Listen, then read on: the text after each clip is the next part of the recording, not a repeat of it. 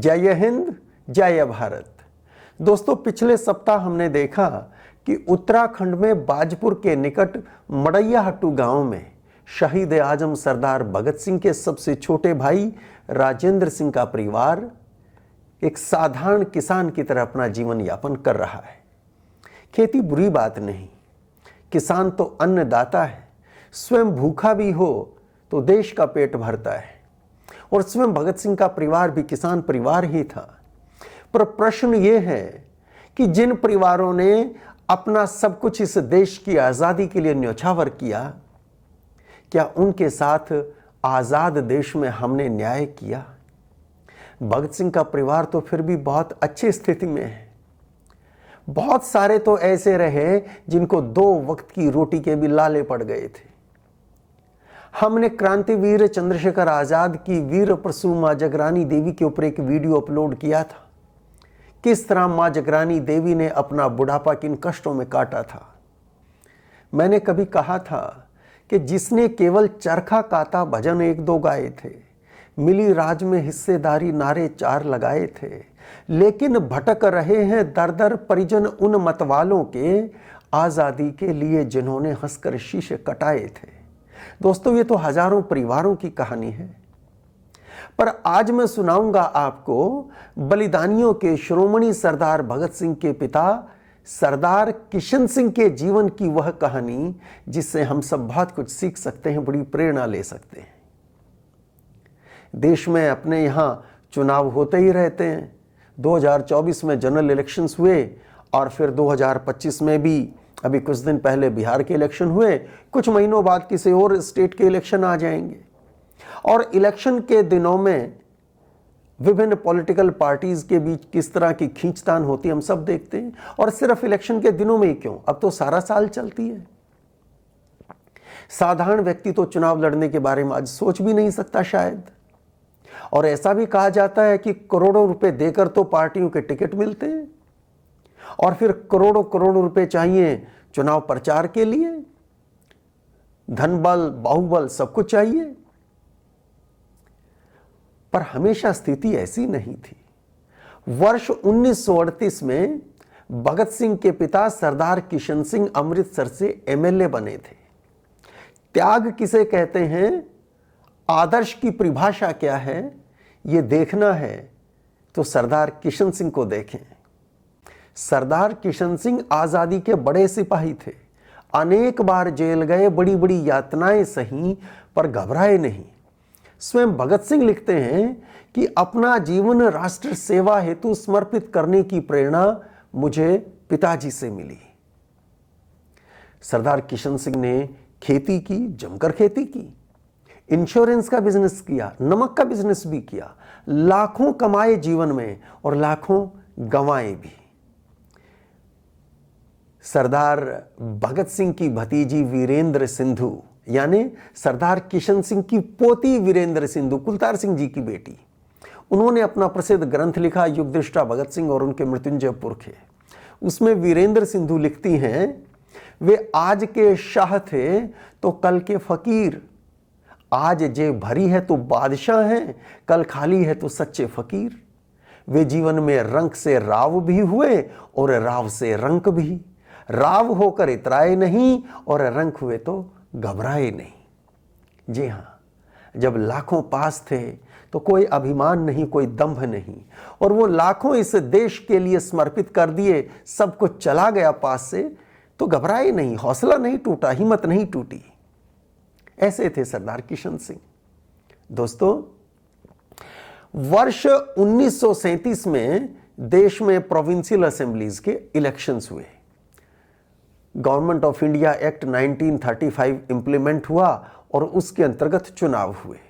1937 में कांग्रेस को बड़ी अच्छी जीत मिली थी। बहुत सारे प्रोविंसेस में सरकारें बनी कांग्रेस की। लेकिन पंजाब में कहानी अलग थी। पंजाब में यूनियनिस्ट पार्टी हुआ करती थी।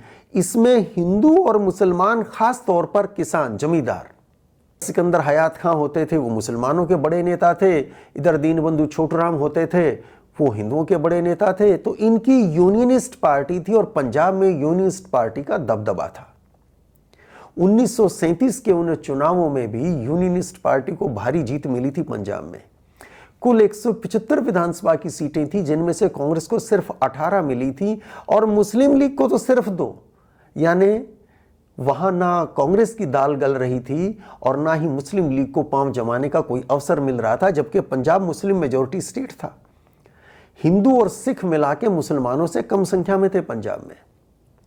खैर, 1937 में चुनाव हुए और अमृतसर से राय बहादुर बसाखा सिंह एमएलए बने। कांग्रेस चुनाव हार गई थी। बाद में राय बहादुर बसाखा सिंह के चुनाव को चुनौती दी गई, अदालत में पिटीशन उसके अगेंस्ट फाइल हुई और बसाखा सिंह का चुनाव रद्द घोषित हो गया। उसके बाद वहां पर दोबारा चुनाव हुए, बाई इलेक्शन हुए अमृतसर में वर्ष 1938 में। अब कांग्रेस के सामने चुनौती थी कि कैंडिडेट किसको खड़ा करें। उधर से राय बहादुर बसाखा सिंह खड़े थे, बड़ा मजबूत कैंडिडेट, पैसे की कमी नहीं, नाम भी खूब था। तो कांग्रेस में इस बात की चर्चा हो रही थी कि किसको चुनाव लड़ाया जाए, कैंडिडेट ऐसा मजबूत हो जो बसाखा सिंह को चुनौती दे सके। और जैसा मैंने पहले कहा, ओवरऑल कांग्रेस की हालत पंजाब में कमजोर ही थी। तो खूब मंथन हुआ और आखिरकार निर्णय यह हुआ कि अगर सरदार किशन सिंह चुनाव लड़ने को राजी हो जाएं, अगर वो अमृतसर से चुनाव लड़ें तो वो बसाखा सिंह को हरा सकते हैं। तो कांग्रेस के पंजाब के नेताओं ने निर्णय लिया और सरदार किशन सिंह से बात की कि हम चाहते हैं कि आप अमृतसर से ये चुनाव लड़ें। किशन सिंह की चुनाव को लेकर कोई रुचि थी नहीं।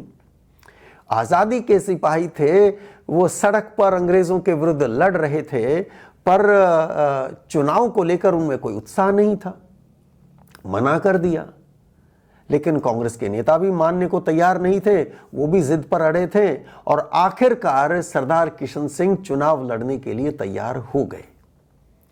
अमृतसर से उन्होंने 1938 के उस बाई इलेक्शन में अपना नामांकन दाखिल कर दिया। चुनाव अभियान शुरू हो गया। उस जमाने में अमृतसर का इलाका बहुत बड़ा बनता था, आबादी इतनी नहीं थी पर एरिया ज्यादा था। अब देखें, आज के जैसा माहौल हरगिज नहीं था, आज की जगह धन बल का बोलबाला नहीं था। फिर भी चुनाव प्रचार करने के लिए आपको गांव-गांव जाना तो होगा। अब कैसे जाएंगे? एक तरफ राय बहादुर बसाखा सिंह हैं, जिनके पास सब साधन हैं, उनके पास तो कई सारी कारें रही होंगी, उनके चुनाव में उनके साथी सहयोगी भी कारों से जा रहे होंगे। और इधर सरदार किशन सिंह जी, उनके पास तो एक पुरानी साइकिल थी। उस साइकिल पर चढ़कर या तांगे में बैठकर हर गांव तो नहीं जा सकते, इतने दिन तो नहीं है। घंटों घंटों आप तांगे में बैठे बैठे एक गांव से दूसरे गांव जाते रहेंगे। तो यह मुश्किल थी उनके सामने और इसका हल आया।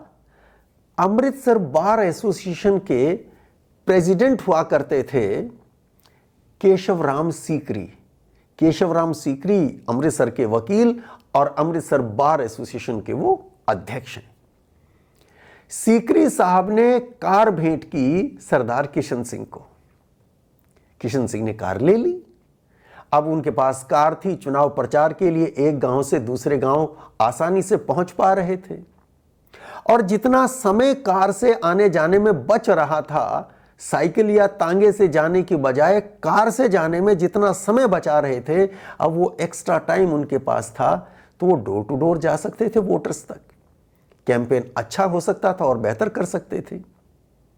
हालांकि उस जमाने में आज की तरह यूनिवर्सल एडल्ट फ्रेंचाइज नहीं था, सभी वयस्कों को वोट देने का अधिकार नहीं था, लेकिन जो भी थे, जितने भी थे, उन तक जाना था।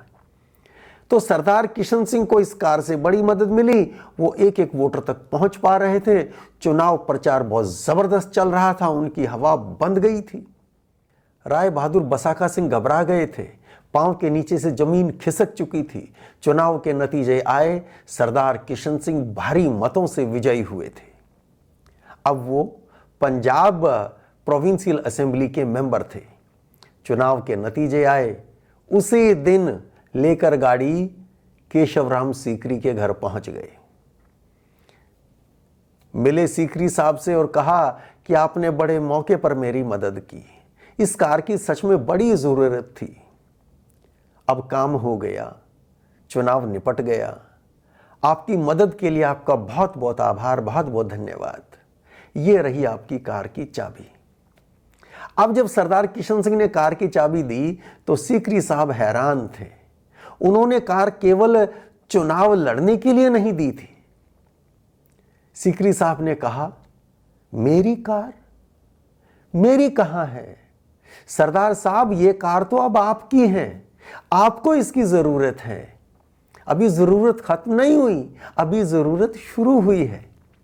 आपको एज एमएलए जगह जगह जाना होगा, कभी असेंबली की मीटिंग्स अटेंड करेंगे, कभी जलसों में जाएंगे। अब तो आपको पहले से ज्यादा एक जगह से दूसरी जगह जाना होगा।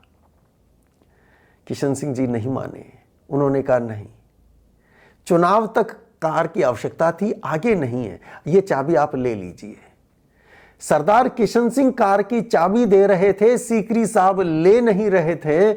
आखिरकार किशन सिंह उठ गए, कार लेकर सीकरी साहब के घर से चल दिए, पर अपने घर नहीं गए।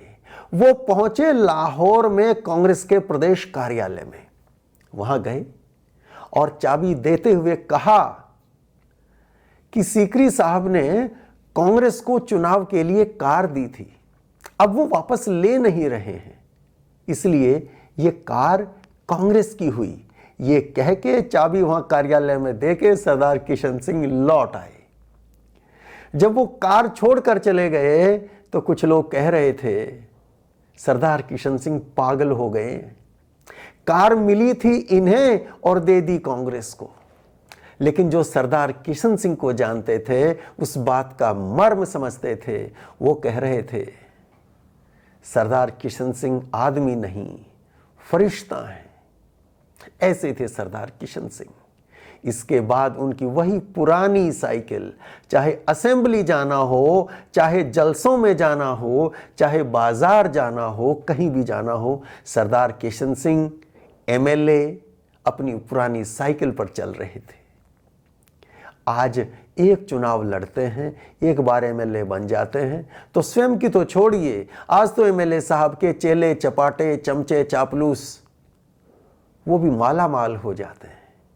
लेकिन सरदार किशन सिंह, जिन्होंने अपनी मेहनत से लाखों कमाए थे और देश सेवा के लिए समर्पित कर दिए थे, वो कैसे किसी की कार रख सकते थे। चलते चलते एक घटना और सरदार किशन सिंह जी के जीवन की प्रेरक घटना आपको सुनाता हूं। उन्होंने जालंधर के Saidas Anglo Sanskrit high school से मैट्रिक पास किया था और उसके बाद वो पुलिस में थानेदार लग गए थे। उस जमाने में 10वीं पास करना भी बड़ी बात हुआ करती थी। वो थानेदार बन गए। एक केस आया था उनके पास, एक नौजवान की, गरीब नौजवान की हत्या हो गई थी। उस गरीब की माँ, वो दुखियारी माँ, रोते रोते एक दिन सरदार किशन सिंह के पास आई, थानेदार साहब के पास आई। एक छोटी सी पोटली खोलकर उसमें से कुछ रुपए थे और कुछ गहने थे, वो किशन सिंह जी को देते हुए रोते रोते वो माँ कहती है, मेरे पास बस यही है आपको देने के लिए, आप कुछ भी करिए, मेरे बेटे के हत्यारों को सख्त सजा दिलवा दीजिए। किशन सिंह दुखी थे, आहत थे कि कैसा समय है।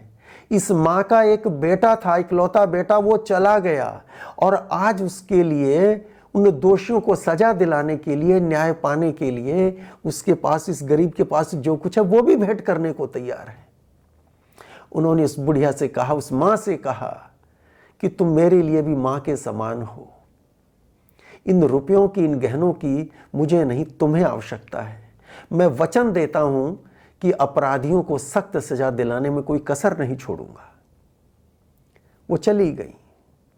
कुछ दिन के बाद जिन्होंने वो हत्या की थी, उनकी ओर से कोई मिलने आया सरदार किशन सिंह से और वो खूब सारा धन, बड़ी रिश्वत ऑफर कर रहा था सरदार किशन सिंह को अपराधियों को बचाने के लिए।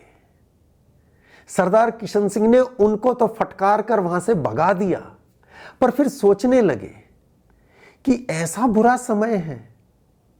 एक दुखिया मां जिसके बेटे की हत्या हो गई, वो न्याय पाने के लिए रिश्वत दे रही है, और जिन अपराधियों ने वो हत्या की उनके हौसले इतने बुलंद हैं कि उनको उम्मीद है कि रिश्वत देकर वो छूट जाएंगे। मैं पूरी कोशिश करके शायद उस मां को इंसाफ दिला सकूं, पर क्या इससे सब काम हो जाएगा? इस देश में तो हजारों हजारों के साथ यही अन्याय हो रहा है। यह अन्याय कैसे दूर हो? सरदार किशन सिंह ने सोचा कि यह अन्याय तब दूर होगा जब भारत स्वतंत्र होगा। भारत स्वतंत्र होगा तो अपराध नहीं होगा, अपनी सरकार होगी, अपनी व्यवस्था होगी, सिस्टम अपना होगा, लोग अपने होंगे, राज अपना होगा, अपराध नहीं होगा, भ्रष्टाचार नहीं होगा, भूख नहीं होगी, भय नहीं होगा। तो सारी समस्याओं का इलाज है आजादी। उन्होंने पुलिस की नौकरी से भी आजादी ले ली, वो नौकरी छोड़ दी और कूद गए देश के स्वतंत्रता संग्राम में। और आगे की कहानी तो फिर सब जानते हैं। उनके प्रयासों से, उनके बेटे के बलिदान से और देश में दूसरे हजारों ज्ञात अज्ञात सेनानियों के बलिदानियों के बलिदान से भारत स्वतंत्र तो हुआ। अपना राज भी आया, अपना संविधान भी लागू हुआ, अपनी सरकारें भी आईं। पर क्या देश से अपराध मिटा? क्या भ्रष्टाचार मिटा? क्या भूख, क्या भय मिटी? वो नहीं मिटा। कहीं तो कमी रही होगी। उस कमी के जिम्मेदार क्या हम नहीं हैं? क्या सिर्फ सरकारों को गालियां दे के, बुरा कह के हम अपनी जिम्मेदारी से निवृत्त हो सकते हैं?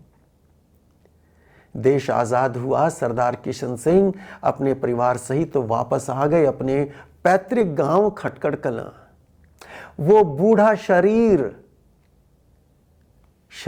थक गया था, हिम्मत नहीं थकी थी, वापस आकर फिर खेती कर रहे थे। और अंततः 30 मई 1951 को उसी खटकड़ कलां में उनकी जीवन यात्रा पूर्ण हुई, जहां से वर्ष 1878 में शुरू हुई थी। दोस्तों, सरदार किशन सिंह की इस कहानी से क्या हम कुछ सीख ले सकते हैं? क्या हम अपने जीवन में वो बातें उतार सकते हैं? आज के लिए इतना ही। ये जानकारी कैसे लगी, ये कहानी कैसे लगी, कमेंट बॉक्स में लिखकर जरूर बताइए। जय हिंद, जय भारत।